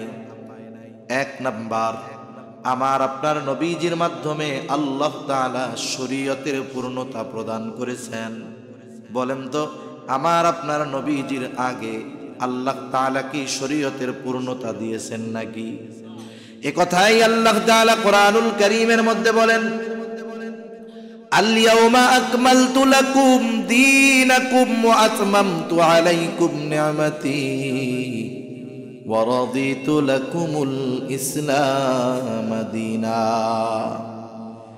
এই আয়াতের ব্যাপারে তাফসীরের মধ্যে আসছে, একদিন একজন ইহুদি হযরত ওমর রাদিয়াল্লাহু তাআলা আনহুর কাছে আসছে। আসার পরে বলতেছে, ও খলিফাতুল মুসলিমিন ওমর, আপনাদের নবীর উপরে এমন একটা আয়াত নাজিল হয়েছে যা আপনাদের কোরআনে আছে, আপনারা তিলাওয়াত করেন। ওই আয়াতটা যদি মুসা নবীর উপরে নাজিল হইতো, যেই দিন নাজিল হতো ওই দিনটাকে আমরা ঈদের দিন বানায় ফেলতাম। এইবার ওমর রাদিয়াল্লাহু তাআলা আনহু বলতেছে, কোন আয়াত ওইটা? বলে, সেই আয়াত হলো আল-ইয়াওমা আকমালতু লাকুম দীনাকুম ওয়া আতমামতু আলাইকুম নি'মাতি ওয়া রাদিতু লাকুমুল ইসলাম দীনা। আল্লাহ রাব্বুল আলামিন এই আয়াতের মধ্যে বলেন, আজকের এই দিন আকমালতু লাকুম দীনাকুম, আমি তোমাদের জন্য তোমাদের দিন জীবন ব্যবস্থাকে পরিপূর্ণ করলাম, শরীয়তকে পরিপূর্ণ করে দিলাম। কোন জিনিসের যখন পূর্ণতা পেয়ে যায় ওইটার আর পরিবর্ধনের কোনো সুযোগ থাকে? এজন্য নবীজির মাধ্যমে যেই দিন পূর্ণতা পেয়েছে, পৃথিবী যতদিন থাকবে ওটাই থাকবে, পরিবর্তনের সুযোগ নাই। তাইলে আল্লাহ তাআলা এর দ্বারা চূড়ান্ত নির্ধারণ করে দিলেন যে জীবন ব্যবস্থা পরিপূর্ণ, শরীয়ত পরিপূর্ণ। 1 নাম্বার। 2 নাম্বার, নবীজির মাধ্যমে আল্লাহ তাআলা নিয়ামতের পূর্ণতা প্রদান করেছেন। কারণ এর পরপরই আল্লাহ তাআলা বলেন, ওয়া আতমামতু আলাইকুম নি'মাতি, আমি আমার নিয়ামত তোমাদের জন্য পূর্ণ করে দিলাম। ওয়া আতমামতু আলাইকুম, তোমাদের উপরে আমার নিয়ামতকে আমি পূর্ণতা প্রদান করলাম। তাহলে নবীজির মাধ্যমে 1 নম্বরে পূর্ণতা পেয়েছে শরীয়ত, 2 নম্বরে পূর্ণতা পেয়েছে নবুয়ত, 3 নম্বর নবীজির মাধ্যমে আল্লাহ তাআলা পূর্ণতা প্রদান করেছেন নবুয়তের। খেয়াল রাখবেন, মনে রাখবেন এইগুলা। 1 নম্বর, নবীজির মাধ্যমে পূর্ণতা যে জিনিসগুলো পাইছে গুরুত্বপূর্ণ বিষয়ের মধ্যে 1 নম্বর শরীয়ত। বলেন 1 নম্বর কি? 2 নাম্বার নেয়ামত, বলেন 2 নাম্বার। 3 নাম্বার নবুয়ত। 3 নাম্বার কি বলেন? যে জিনিসগুলো পূর্ণতা পাইছে, পূর্ণতা পাওয়ার পরে ওইটার পরিবর্তন সংযোজন বিয়োজন বা নতুন করে কিছু হওয়ার কোনো সুযোগ আছে? এবার আসেন, নবীজির মাধ্যমে আল্লাহ তাআলা নবুয়তের পূর্ণতা প্রদান করেছেন। এজন্য আপনারা অনেক সময় শুনে থাকেন, ওলামায়ে কেরাম আপনাদের বলে যে কাদিয়ানী একটা সম্প্রদায় আছে। অতীতেও অনেকে ভণ্ড নবীর দাবি করেছে, কিন্তু কাদিয়ানীরা এটা বেশি ফেরকা ফেতনা চলাইতেছে। কাদিয়ানী কাদিয়ানী কাদিয়ানী কাদিয়ানীরা তো ঘাটি গাইডা বসছে হবিগঞ্জ জেলার মধ্যেই। তাদের ফাইন্যান্সিয়াল অর্থনৈতিক যে উৎস সেটা হবিগঞ্জ থেকেই যাচ্ছে। বুঝেন তো কথা নাকি? সব কওয়া লাগে আবার। আপনারা তো বুঝেন না, এগুলো রেকর্ড হয় না। এর একটা কথা যদি ওদের কাছে যায়, আমরা তো আপনাদের সতর্কতার জন্য বলি, এটা আমার জীবন ধ্বংসের কারণ হয়ে যেতে পারে। কোনো নামও বলি নাই, কিছুও বলি নাই, এতটুক কথা আল্লাহ না করুন আমার জীবন শেষ হয়ে যাওয়ার কারণ হতে পারে। কারণ তাদের পাওয়ার এমন জায়গায়, আমার মতো 15-20টারে ব্লিন্ডারে জুস বানায় ফেললেও কেউ কোনো কথা বলবে না।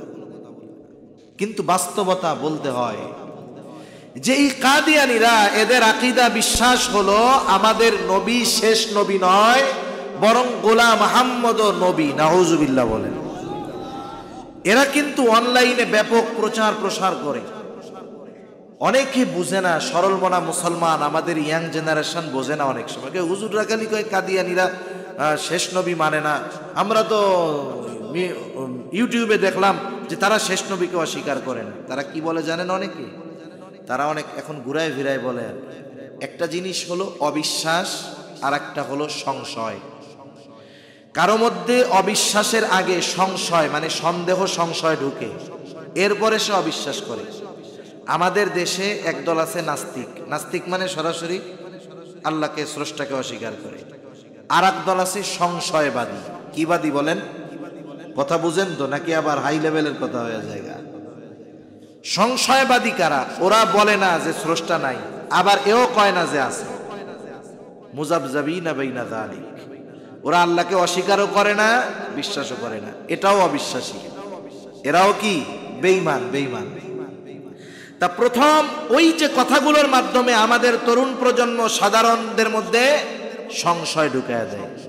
ওরা ওদেরকে প্রশ্ন করে, ওরা যে আহমদিয়া সম্প্রদায় এরা কি মুহাম্মদুর রাসূলুল্লাহ সাল্লাল্লাহু আলাইহি ওয়াসাল্লামকে শেষ নবী মানে না? তখন আরেকজন জবাব দেয়, কে বলেছে মানে না? আমরা বলি যে মুহাম্মদ সাল্লাল্লাহু আলাইহি ওয়াসাল্লাম শেষ নবী, এটা আমরা মানি। তবে গোলাম মুহাম্মদ কাদিয়ানীও উনিও নবী হতে পারেন। এই যে কি ঢুকাইলো, নবী শেষ নবী যে নবী না এটা কিন্তু অস্বীকার করে নাই। বলছে যে মুহাম্মদ সাল্লাল্লাহু আলাইহি ওয়াসাল্লাম শেষ নবী, তবে গোলাম মুহাম্মদ কাদিয়ানীও ছায়া নবী। নাউজুবিল্লাহ বলেন। আপনি চিন্তা করছেন কথাটা, অস্বীকারও করে না, বিশ্বাসও করে না। এই যে যখন আমরা বলি যে ওরা বলে যে নবীজি শেষ নবী নয়, আর তো বক্তব্য শুনছে যে ওরা বলছে যে মুহাম্মদ সাল্লাল্লাহু আলাইহি ওয়াসাল্লাম শেষ নবী, এই কথাটুকুর মধ্যে ওরা সংশয়ে পড়ে যায়। এজন্য অনেক সরল মনা মুসলমান না বুঝে ঈমান হারা হয়ে যায়। নবীজি যে শেষ নবী এ ঘোষণা দিছেন কে? বলেন আছে কোথায়? কোরআনে।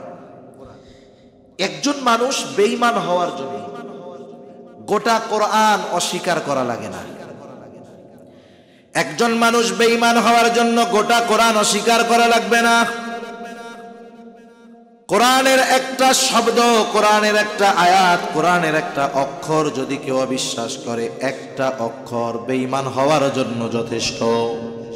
কোরআনুল কারীমের অনেক সূরা আছে, সূরাগুলোর শুরুতে একটা অক্ষর, যেমন কফ, সদ, নুন আছে না এরকম?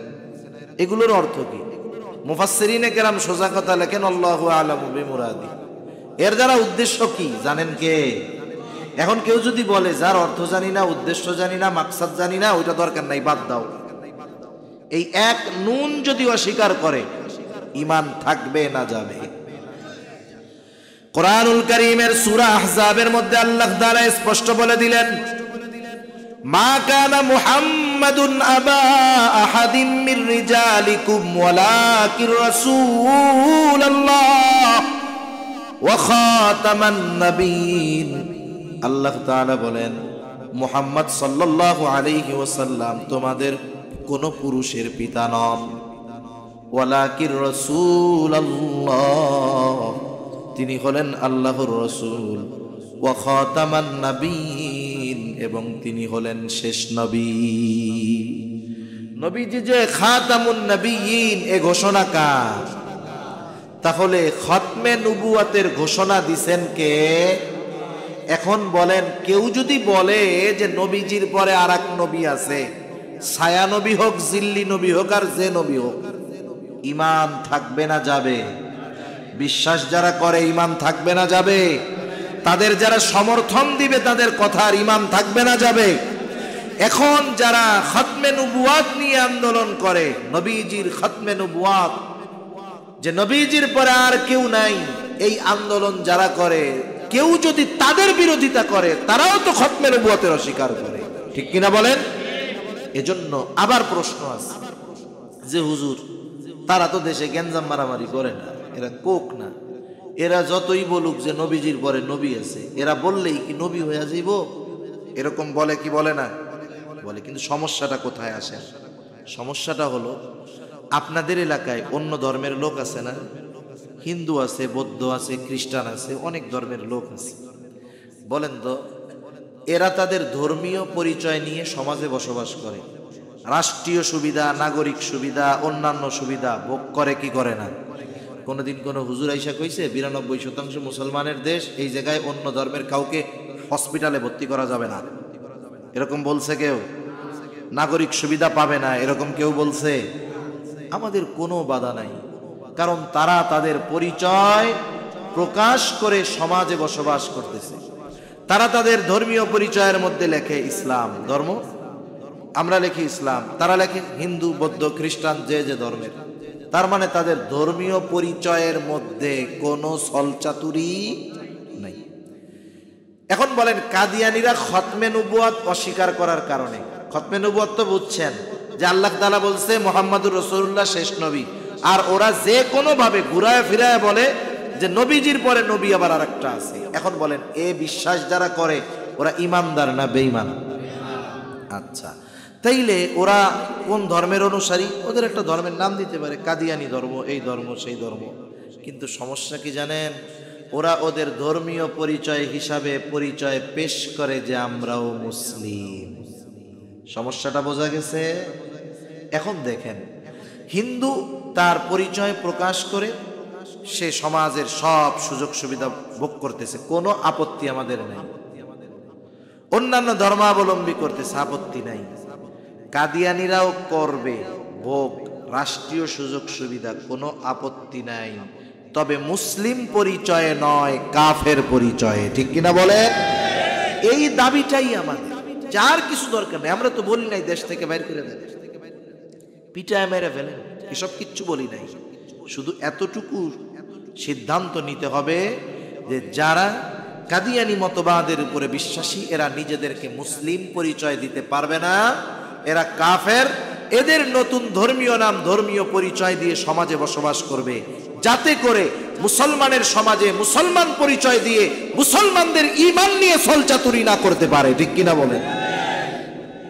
এই দাবিটাই আমাদের। তাহলে যে কথা আমি বলতেছিলাম যে নবীজির মাধ্যমে আল্লাহ তাআলা এমন কিছু বিষয়ের পূর্ণতা দিয়েছেন যা অন্য কারো মাধ্যমে দেন নাই। 1 নাম্বার নবুয়ত, 1 নাম্বার শরীয়ত, 2 নাম্বার নেয়ামত, 3 নাম্বার নবুয়ত, 4 নাম্বার নবীজির মাধ্যমে আল্লাহ তাআলা উত্তম আখলাকের পরিপূর্ণতা প্রদান করেছেন। সুবহানাল্লাহ। কিসের? উত্তম আখলাকের। আমার আপনার নবীজির আখলাকের ব্যাপারে আল্লাহ তাআলা শরত দেন, ওয়া ইন্নাকা লাআলা খুলুকিন আযীম। আপনাকে আমি মহান চরিত্রে অধিষ্ঠিত করেছি। শুধু তাই না, আমার আপনার নবীর আগে যত নবী দুনিয়ায় আসছে সব নবী উত্তম চরিত্রওয়ালা নবী, কোনো সন্দেহ নাই। আমার আপনার নবী শুধু উত্তম চরিত্রওয়ালা নবী এমনটা নয়, বরং আমার আপনার নবী হলেন উত্তম চরিত্রে পরিপূর্ণতা দান করনেওয়ালা নবী। রাসূল আকরাম সাল্লাল্লাহু আলাইহি ওয়াসাল্লাম এই জন্য বলেন, ইন্নামা বুইসতু লিউতাম্মিমা মাকারিমাল আখলাক। নবীজি সাল্লাল্লাহু আলাইহি ওয়াসাল্লাম বলেন, আমাকে উত্তম চরিত্রে পরিপূর্ণতা প্রদানার্থে প্রেরণ করা হয়েছে। আমাকে উত্তম চরিত্রের পূর্ণতা প্রদানার্থে প্রেরণ করা হয়েছে। এই চারটি বিষয় গুরুত্বপূর্ণ, যা আল্লাহ তাআলা আমার আপনার নবীজির মাধ্যমে পূর্ণতা প্রদান করেছেন, যা অন্য কারো মাধ্যমে পূর্ণতা পায় নাই। আসছে হুজুর, আসছে, আর এখানে পৌঁছাইছে। হ্যাঁ,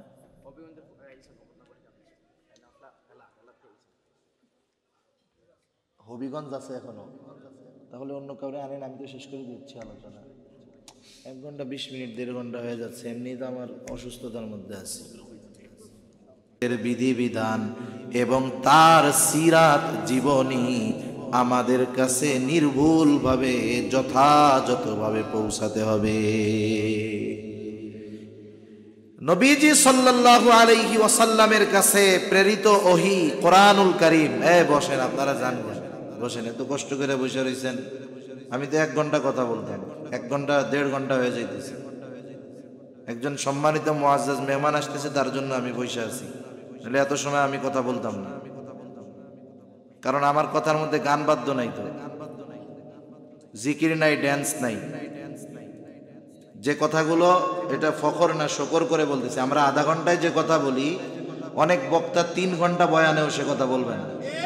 সেজন্য আমাদের আলোচনা, বিশেষ করে যারা আউট কথা বলে না, সঙ্গীত গায় না বা করে না, এনাদের 1 ঘন্টা সময় কম মনে হতে পারে, কিন্তু কথা অনেক কথা হয়ে যায়। আমি বসে আছি, বলতেছি, এখন আরো কি কি কমু সেটা চিন্তা করতেছি, যে আসতে কতক্ষণ লাগবে হবিগঞ্জ থেকে, আর আপনারা চলে যেতেছেন। আমি তো এটা বুঝতেছি যে এখন আমি ছেড়ে দিলে আরো ভাগবেন, তা আমি ছাড়ার আগেই আপনারা ভাগেন কেন? আসতে দেন, আসুক। আর যেহেতু আসতেছে তো শিওর নাকি? আচ্ছা, ঠিক আছে। তাহলে দেখেন যে আল্লাহ সুবহানাহু ওয়া তাআলা যেই শরঈ বিধিবিধান আমাদের নবীজির কাছে প্রেরণ করেছেন, কিসের মাধ্যমে? ওহীর মাধ্যমে, কোরআন। আমাদের নবীর আগে অনেক নবীর কাছে ওহী আসছে কি আসে নাই? যেমন বড় কিতাব, আমরা কিতাব, আসমানি কিতাব 104 খানা আমরা ছোটবেলায় পড়ছি। কিছু আছে সহিফা, কিন্তু বড় আছে 4 খানা। একটা তো কোরআন, তাওরাত, জাবুর, ইনজিল। এখন বলেন, তাওরাতের নির্ভুল কপি, যেই তাওরাত আল্লাহ তাআলা মুসা আলাইহিস সালামের কাছে প্রেরণ করেছেন, ওই তাওরাতের কোনো অস্তিত্ব দুনিয়ায় আছে? জোরে কন্যা আছে?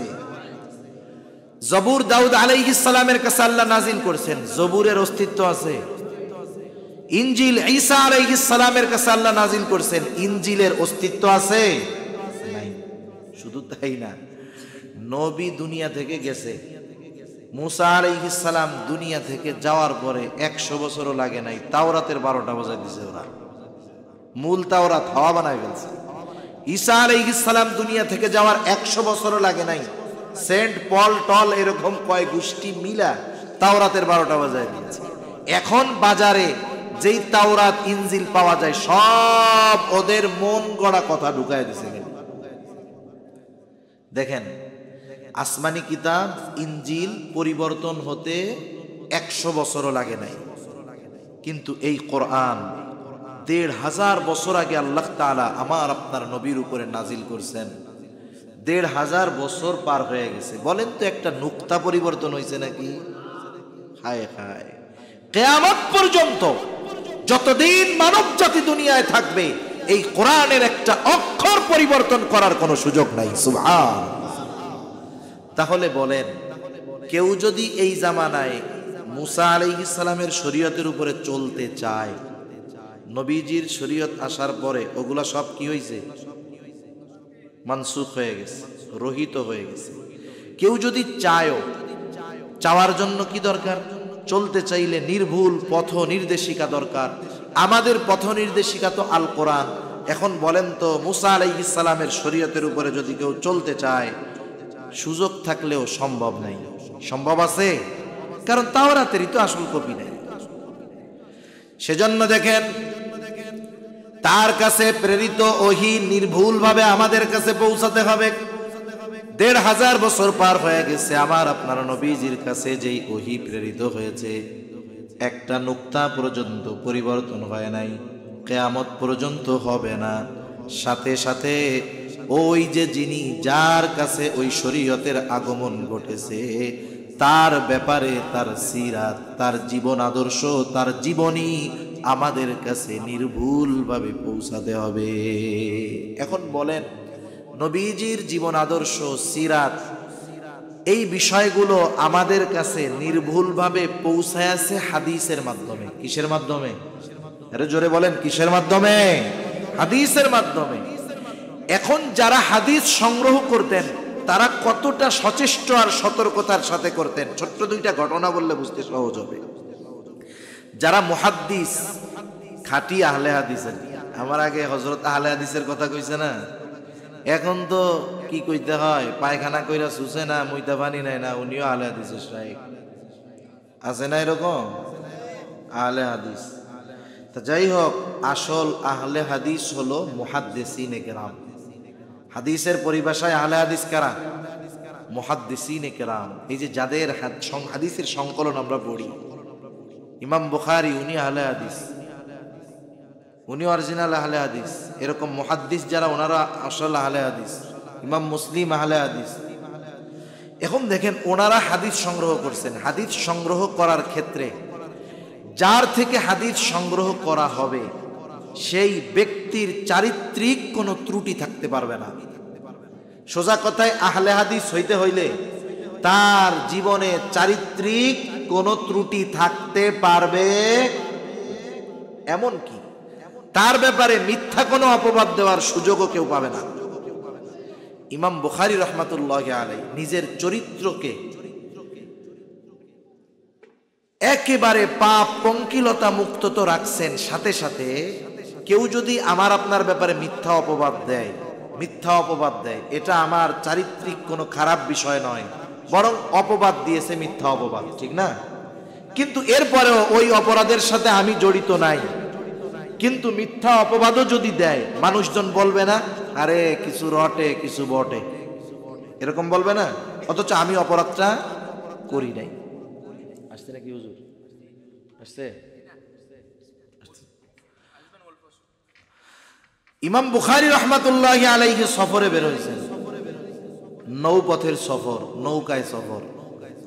এখন সফরে যাওয়ার সময়, এখন না আপনি গাড়ির মধ্যে ওইটা খালি মোবাইল টিপবেন, আগে কি মোবাইল টোবাইল ছিল নাকি? আগে মোবাইল ছিল না তো। আগে ওঠার পরে পাশের যাত্রীকে, তার সাথে গল্প হইতো, কথাবার্তা হইতো, পরিচয় হইতো, ঠিকানা নিত, অনেক সময় চিঠি দেওয়া দিয়ে হইতো, আবার বেড়াইতেও যাইতো, ঠিক না? এরকম হইতো অনেক সময়। দেখা যাবে বাসের থেকে পরিচয় হয়েছে, এক সময় আত্মীয় হয়ে গেছে, এরকমও বহুত হয়েছে এদেশে। তো যাই হোক, ইমাম বুখারীর সাথে এক লোক উঠছে, উনি তো বুজুর্গ মানুষ, তাদের দিল থাকে হলো সাদা মাটা, আর সাথে যেইটা ওইটা হলো বাটপার নম্বর 1, চালাক। কুইটা বাইর করছে, কই যাচ্ছেন, কি করতেছেন, কি কি আছে।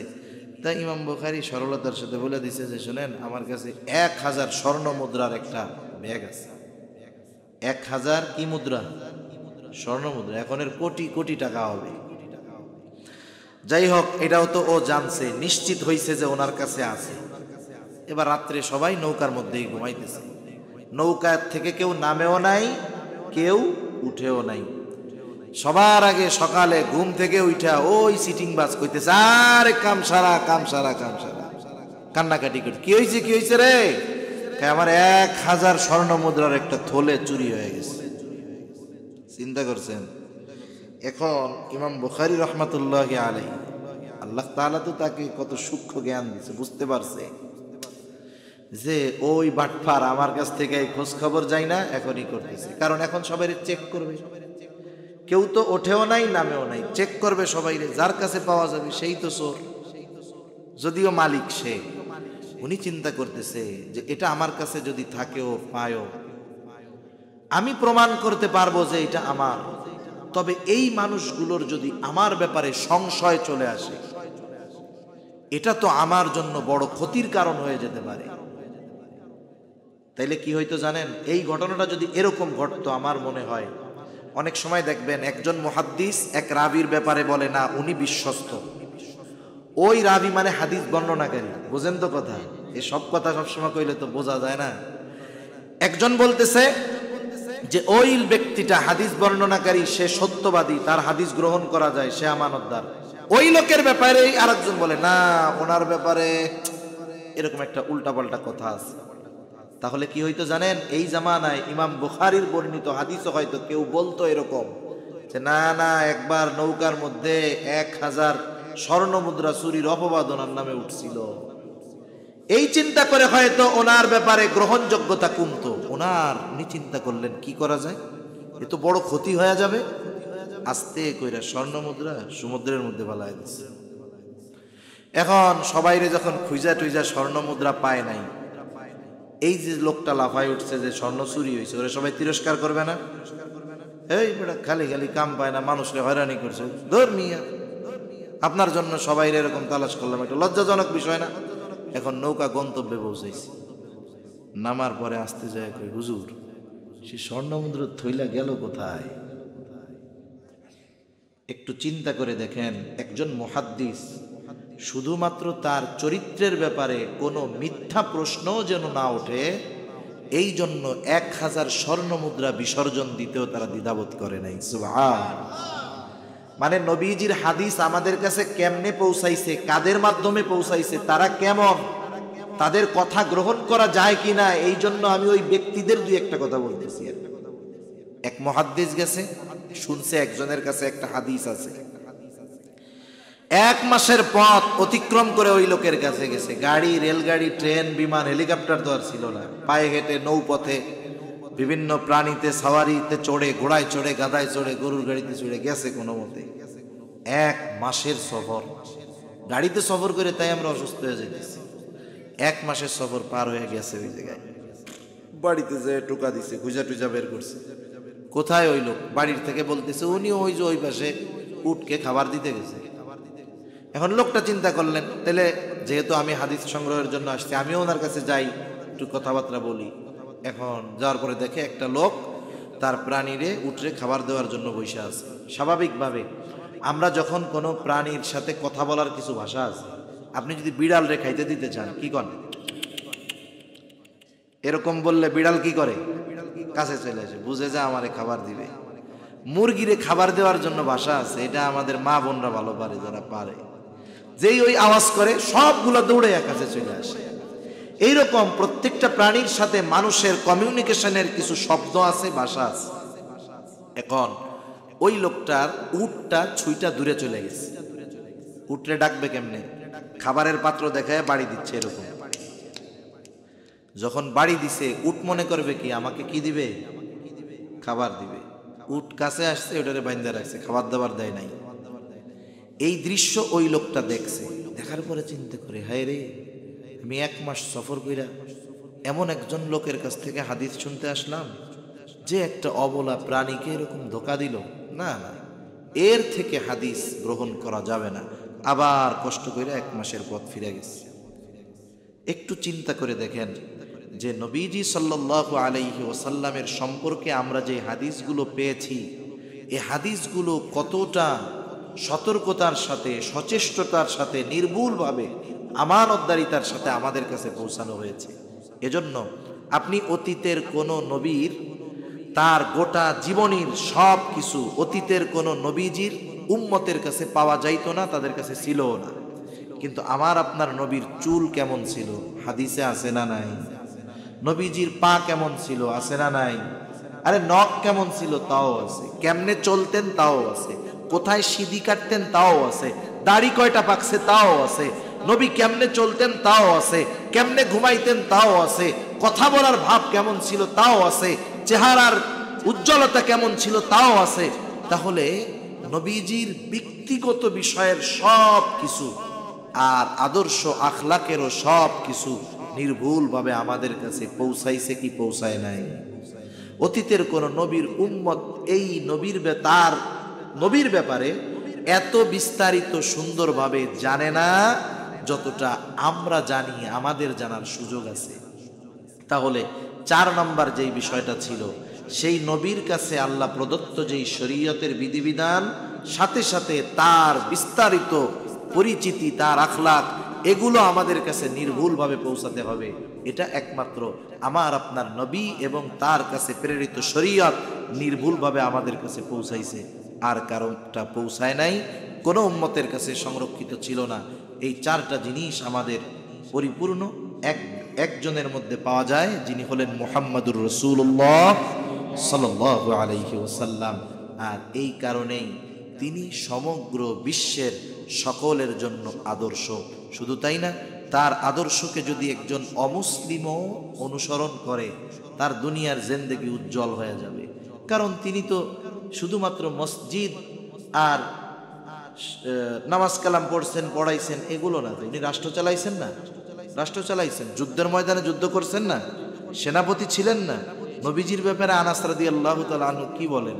তিনি বলেন, যখন কাফেরদের সাথে যুদ্ধ হতো, নবীজি শত্রুর এত কাছে যাইতেন যে আমরা তো ওই পর্যন্ত যাওয়া কল্পনাই করতাম না।